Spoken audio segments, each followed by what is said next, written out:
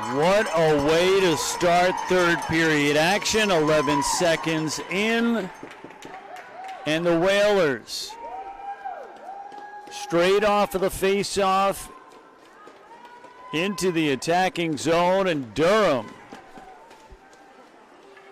showing some strong presence out on the ice.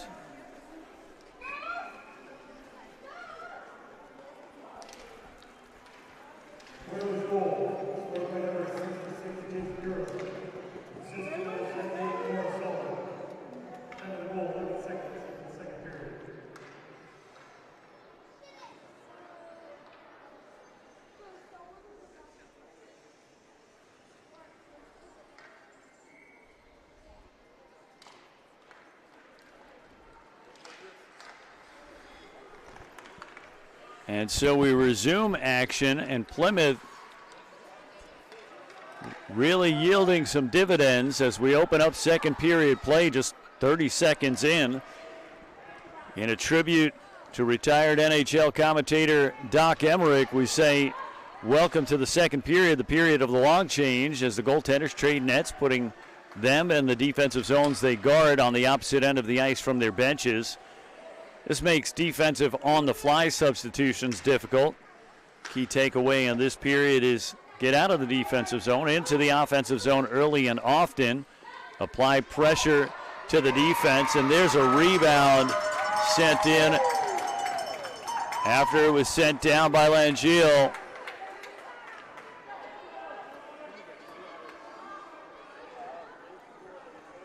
That one found itself loose in the crease.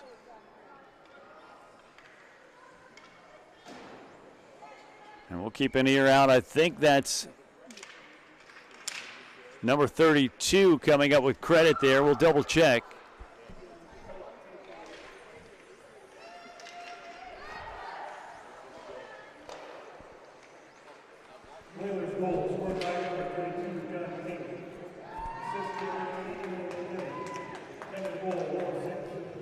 And so indeed it was courtesy of number 32, John King.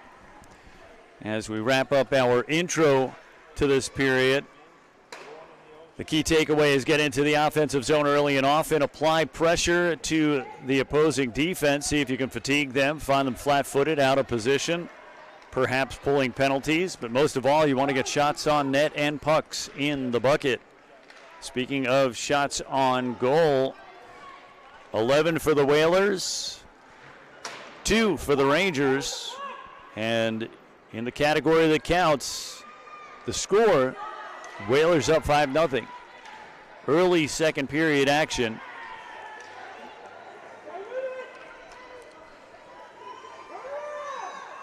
As we take a look at our standings in this Grenoble 10U division, which we will be covering the gold medal game tomorrow.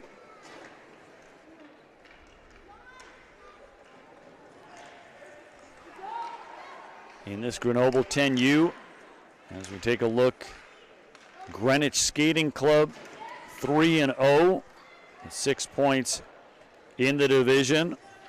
They may be done with round robin play in this division. Plymouth Whalers in second.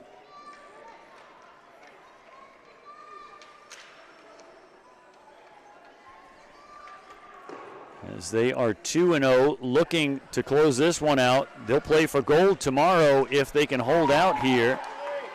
This is played back into the Plymouth zone.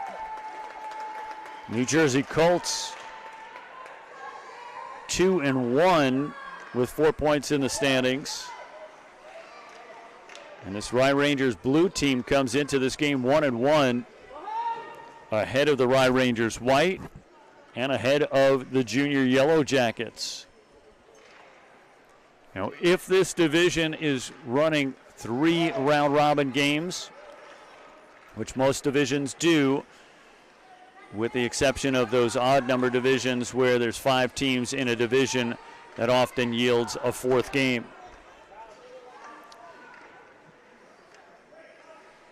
And that is to ensure that everybody gets 4 games in a weekend.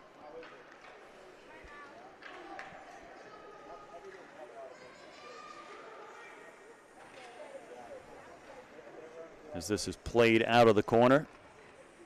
Getting close to the midpoint of this second period.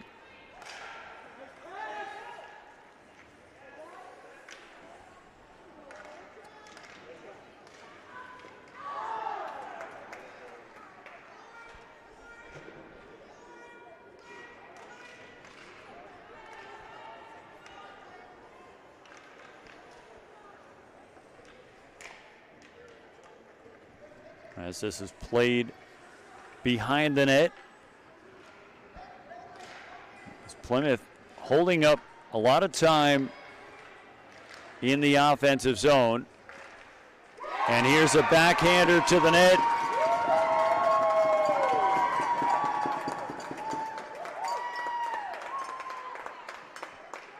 And that will be courtesy of Robertson.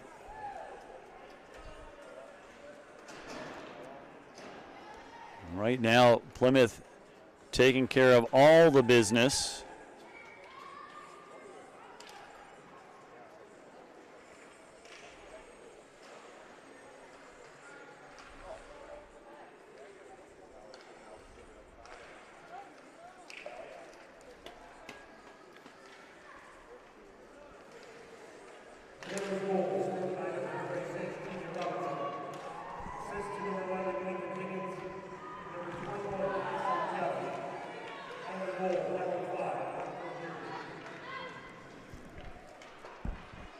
As this is played out of the corner, out to neutral ice.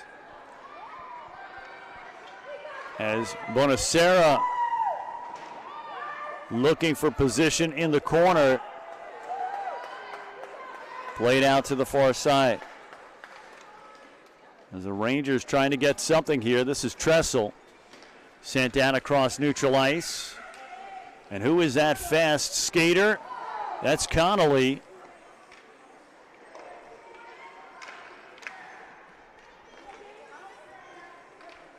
Played from the left side, off the side of the cage.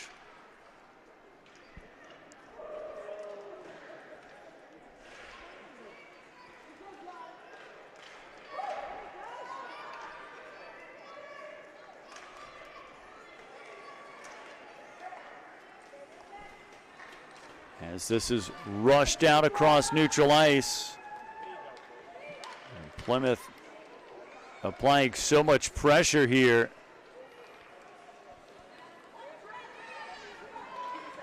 Played down on the left side. Worked up on the right wing side. This is Connolly. Connolly gets around the poke check of the goaltender and deposits that one in the basket.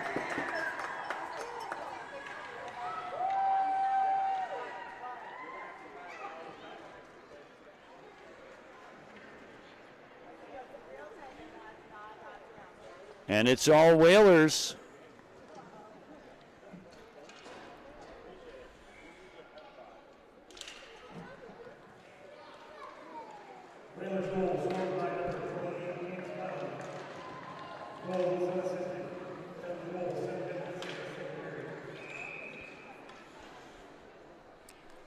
I was talking about the Northwood School girls team warming up behind us here in the arena as it's almost game time. And it looks like they've got a 2:30 p.m. game against Stansted College. And then they'll play another tomorrow at 11 a.m. Girls Huskies coming off a 5-0 win over the Pacific Steelers. Previously, a week ago, suffering a 6-3 loss to Stansted. And then prior to that, a 6-game heater. 6 consecutive wins. Having a winning season right now and looking to continue their successes as this is played away from the left side. Played out towards the right corner. Checking back in on our chat board. Go ahead and hit me up. Tell me where you're watching from, which team, which players. We'll give you a shout out.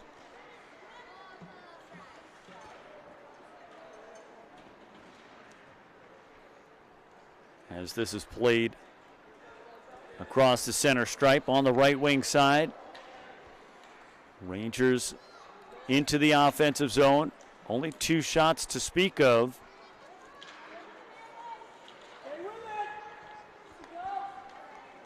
As this is played from behind the net.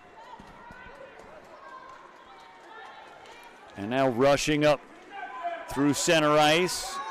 This is Sullivan. Sullivan with the wrister.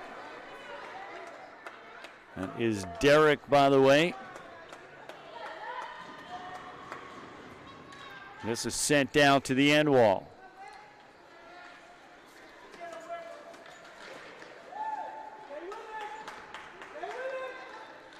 From the half wall as we're down inside of 3 minutes remaining second period action.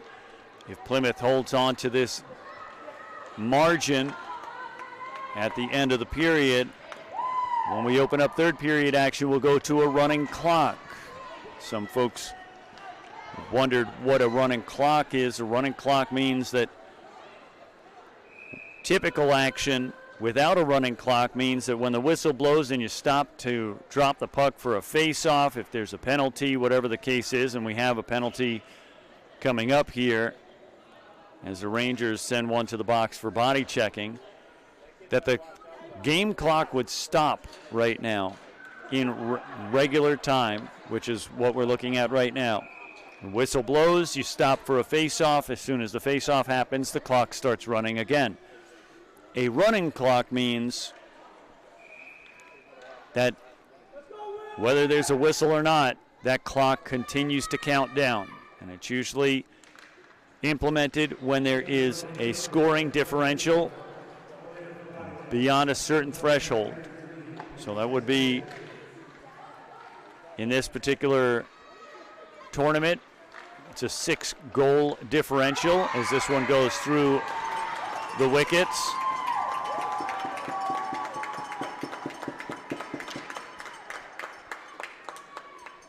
As Wingeter puts that one in.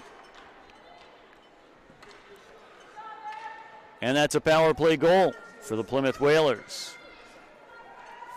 So yes, running clock is just basically a way to not draw a game out unnecessarily long, particularly when you have a scoring differential like that.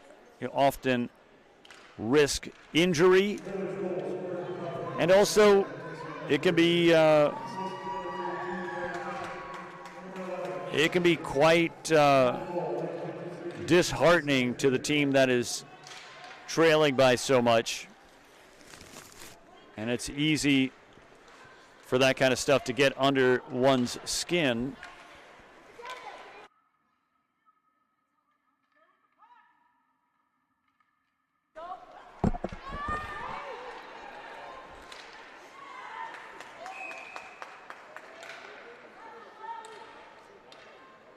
And with 91 seconds remaining in the period,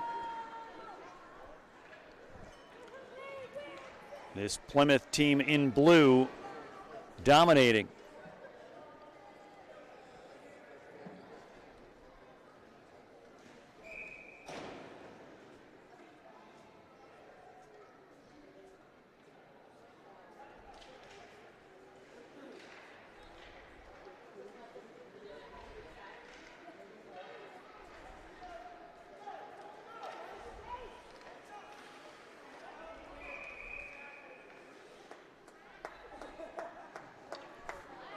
Alrighty, so we've got a neutral zone face-off on the far side dot, just outside the Whaler zone.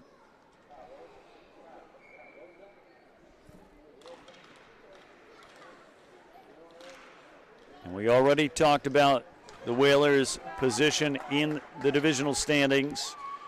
chances are they will face Greenwich Skating Club tomorrow in the gold medal game.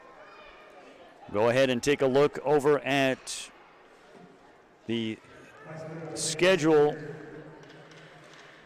And it looks like the Grenoble gold medal game will take place at 7:15 a.m. right here on the 80 sheet.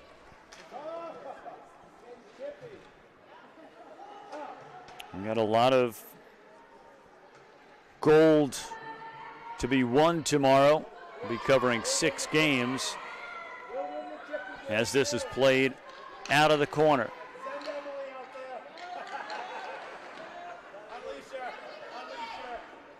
Played out to the top of the circle. Rangers out to neutral ice, working up on the left wing side.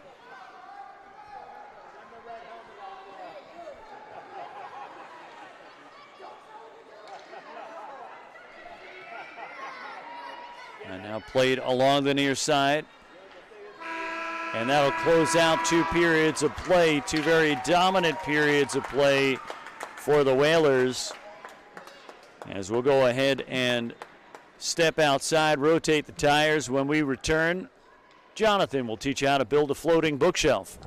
From alongside the 1980 rink, the Miracle Sheet in Lake Placid, New York, you're watching Can-Am Hockey Week 4 on Olympic Center TV.